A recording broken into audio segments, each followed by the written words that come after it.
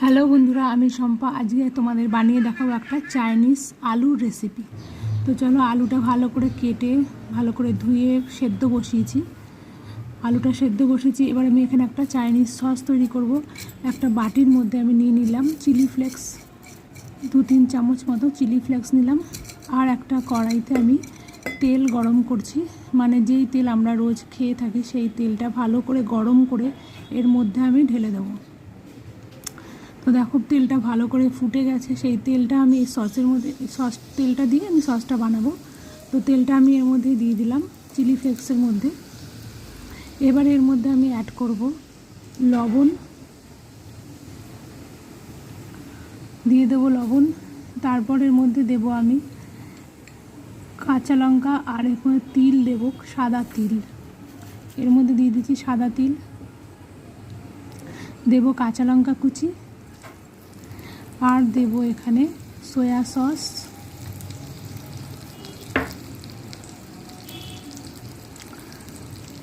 তো দেখো, তিলটা দিয়ে ভালো করে নাড়িয়ে নিলাম। এরপর দেব সয়া সস আর টমেটো সস।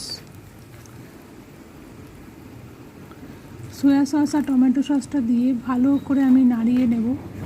এর মধ্যে ধনেপাতা কুচিও দেওয়া যায়, কিন্তু ধনেপাতা যেহেতু ছিল না সেজন্য আমার দেওয়া হয়নি। তোমরা চাইলে ধনেপাতা কুচি এর মধ্যে দিয়ে দিও। তো দেখো, টমেটো সসটা আমি ভালো করে এটা দিয়ে এবার ফেটিয়ে নিয়ে রেডি করে নিচ্ছি এই চাইনিজ সসটা। এবার আমি আলুটা সেদ্ধ হয়ে গেলে আলুটাকে আমি ভালো করে ম্যাশ করে নেব। তো দেখো, আলুটা সেদ্ধ হয়ে গেছে। আমি একটা হাতার পেছন দিয়ে আলুটাকে ভালো করে ম্যাশ করে নিচ্ছি। আলুটা ম্যাশ করা হয়ে গেলে একটা বাটির মধ্যে আমি এটাকে তুলে নেব। তুলে নিয়ে এর মধ্যে আমি সামান্য লবণ আর সামান্য ময়দা দিয়ে এটাকে আমি ভালো করে মেখে নেব। তো দেখো, তোমাদের যদি এই রেসিপিটা ভালো লেগে থাকে তবে অবশ্যই লাইক, কমেন্ট আর শেয়ার করে দিও, আর আমার ইউটিউব চ্যানেলটাকে সাবস্ক্রাইব করে দিও। তো দেখো, আমার বাটিতে নিয়ে নিয়েছি, আলুটা মাখা হয়ে গেছে। এর মধ্যে আমি পরিমাণ মতো লবণ অ্যাড করলাম আর একটু ময়দা দিলাম। তোমরা ময়দার বদলে কর্নফ্লাওয়ারও দিতে পারো। তো আমি এখানে ময়দা দিয়েই এটাকে মেখে নেবো। ভালো করে মেখে নিয়ে এটাকে আমি গোল গোল করে একটা ডিজাইনের মতন করে নেব।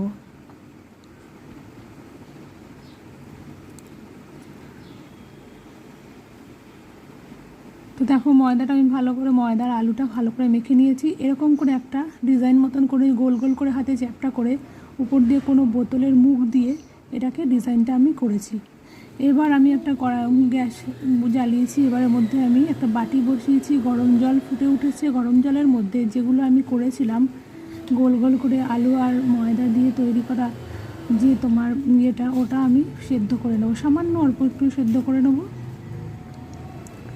তো সামান্য ফুটে উঠলেই এটা আমি নামিয়ে ফেলবো। দেখো, হয়ে গেছে। এটাকে আমি জলটা ঝরিয়ে নেব। জলটা ঝরিয়ে নিয়েছি, দেখো প্লেটে নিয়ে নিয়েছি। এবার এর মধ্যে যে সসটা আমি রেডি করেছিলাম সেই সসটা আমি এর মধ্যে মাখিয়ে দিলেই রেডি হয়ে যাবে আমার চাইনিজ আলুর রেসিপি। তোমাদের যদি রেসিপিটা ভালো লেগে থাকে তবে অবশ্যই লাইক, কমেন্ট আর শেয়ার করে দিও, আর আমার চ্যানেলটাকে সাবস্ক্রাইব করে দিও। ধন্যবাদ বন্ধুরা, সবাই খুব খুব ভালো থেকো। আমি শম্পার মনের রান্নাঘরে তোমাদের স্বাগত। তো দেখো, আমার রেডি হয়ে গেছে চাইনিজ আলুর রেসিপি।